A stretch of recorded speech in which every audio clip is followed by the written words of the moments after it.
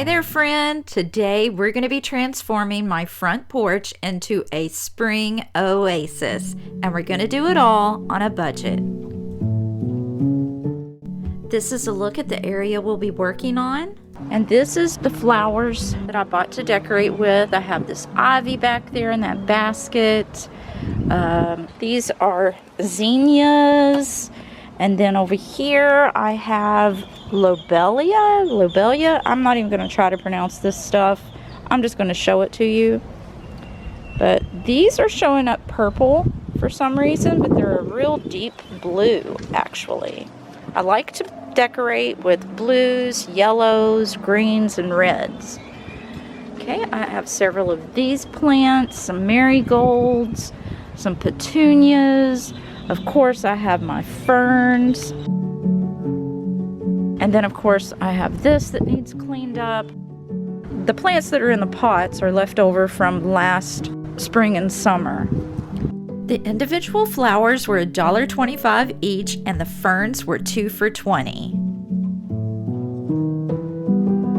Here are some items that I already had, with the exception of a few Dollar General store items I'll bring out later.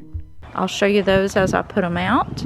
Here's this cute little handmade cow that we got at a craft fair. But after I got it home, I noticed these little horns. These are actually sharp, and if one of the grandbabies would trip and fall on that, it could be very dangerous. So I try to make sure that I put this in a place where nobody can get injured on it. Here's the little lantern that I got at Goodwill. That was in my haul that I showed a couple weeks ago. That is a Goodwill house lantern that I got in the fall. These, I believe I've showed to you before too. These were from an estate sale. I have my little wagon here that I got at an estate sale that I like to decorate for each season. This big jug is just always outside on my porch. But again, this is just a little sneak peek. I have these benches, a couple tables, and then these chairs.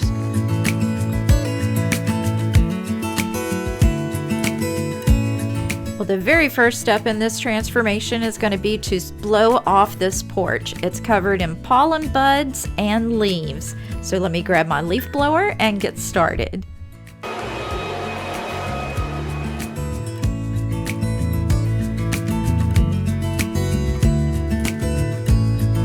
Normally I like to pressure wash everything before decorating, but I'm going at this a little early this year, so I'm going to hold off and make sure that all of the leaves and the pollen are finished falling, and then I'll get back at it at a later time. Okay, we're going to start by adding the benches. This awkward area here, it used to be a courtyard. It had a brick wall around it, and the previous owners removed it. So I've always struggled with how to decorate this area. Well, last spring I came across these benches on Amazon and I fell in love. I think the benches, along with a little area rug and a few ferns, really make the area look intentional.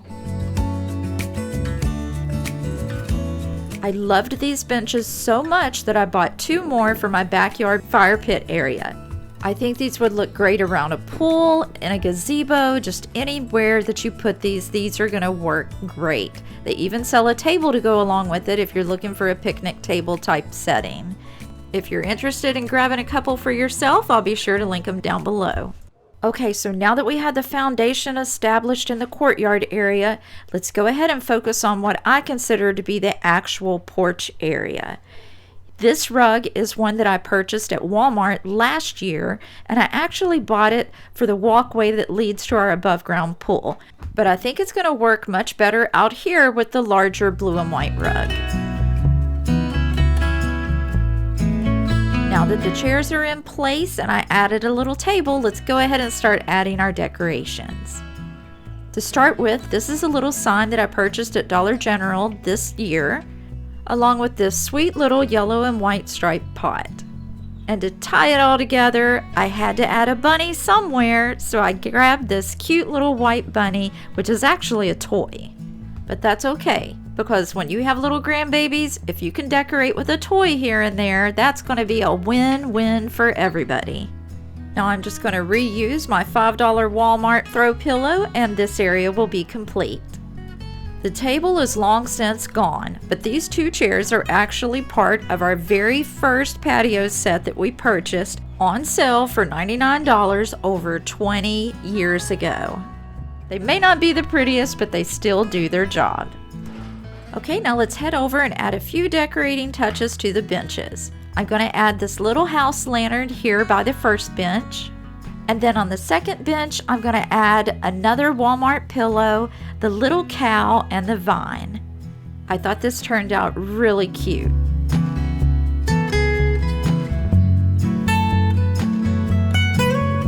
Now moving down to the opposite end of the same bench, I'm going to add my two thrifted lanterns and this sweet little flower arrangement that I purchased at the Dollar General. Now it's time for the wreath. This is a wreath that I bought at Aldi's about 2 years ago. Since then, all the little pieces fell off of it, and I decided to keep it simple and just glue on this little yellow flower and call it good.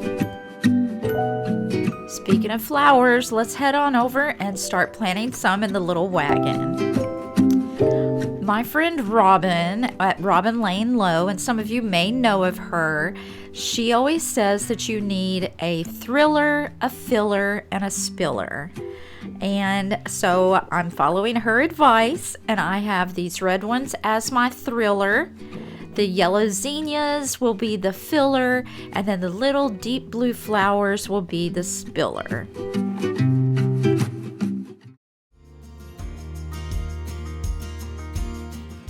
Okay, this pot is done. Normally when I do my big pots, I follow that saying where you use a thriller, a filler, and a spiller. So what they say is use a really big plant, like I use that geranium in the middle, and then you use filler plants, and then you use like a vine, something that's going to spill over. I thought that was such great advice. If you haven't visited Robin at Robin Lane Low, be sure to head over and check her out. She is the sweetest thing. She does Sunday resets, tons of decorating inspiration. She enjoys thrifting and sharing her thrift hauls, and of course, some gardening. Now, to those of you that have a green thumb and you're master gardeners, you may want to look away, because I am absolutely not good with flowers. I just dig the hole, put them in it, cover them up, and say a little prayer. These flowers, poor things, don't stand a whole lot of chance around me, but we hope for the best. And honestly, I have been getting a little better, especially with plants. Plants are doing good. We're getting along now. And now my focus is on mastering these flower gardens. And if you do have a green thumb, any advice or gardening secrets would be well appreciated. Now I had a couple plants left over, so I'm just going to work them into this existing pot. Well, if you're new here, my name is Louann. I'm a full-time stay-at-home wife, empty nester of 2 grown children, and a proud grandma of 2 grandbabies. Here on this channel, I love to share cleaning, decorating, and just all sorts of homemaking inspiration. If any of that sounds good to you, I would love it if you'd subscribe. Here's how the little wagon turned out, and I think it's the perfect pop of color in this corner. Now all I need to do is hang my butterflies on the wall, and then we'll take a look at how everything turned out.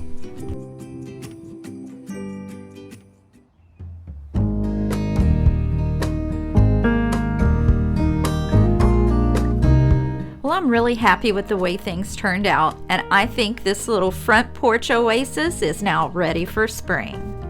This is your proof that you can take the dingiest, dirtiest porch and transform it into something beautiful for spring without breaking the bank.